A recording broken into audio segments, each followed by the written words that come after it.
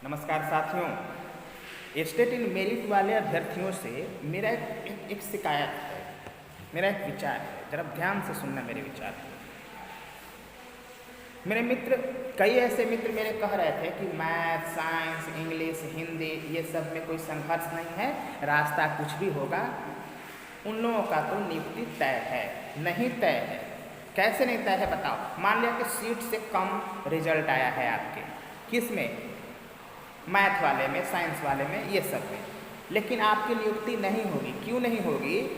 कि एक ही बच्चा अगर आप नियोजन प्रक्रिया में जाओगे तो एक ही बच्चा 40 जगह 50 जगह आवेदन करेगा, मेरिट में नाम आएगा। एक ही बच्चा को 40 जगह आएगा जिसका ज़्यादा एकेडमिक मार्क्स होगा, तो 39 सीट तो खाली रह जाएगी ना।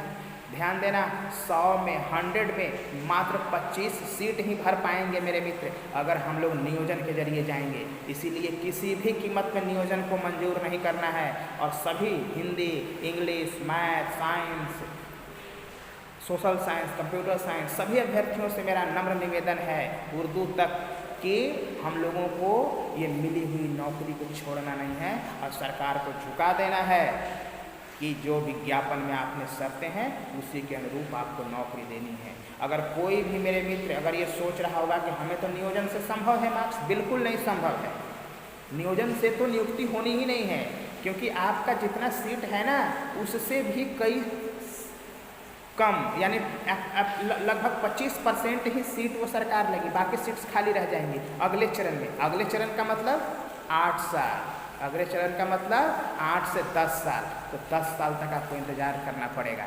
और ये जो जीवन भर का झुनझुना जो सरकार बोल रही है कि लाइफ टाइम वैलिडिटी है, अरे लाइफ टाइम का मैंने कि राज्यसभा है क्या कि लाइफ टाइम की वैलिडिटी दे दोगे? 60-62 साल में लोग नौकरी करेगा। इसीलिए लाइफ टाइम की वैलिडिटी के लिए हम लोगों को शिक्षा मंत्री और अपर मुख्य सचिव और सरकार के किसी भी आला अधिकारियों के बहकावे में नहीं आना है। हमें सिर्फ यही कहना है कि आपने जो विज्ञापन में निकला था आपको करना होगा। हमने आपके विज्ञापन को पढ़ के आवेदन दिया था, विज्ञापन से आप अलग नहीं जा सकते, बिल्कुल नहीं जा सकते।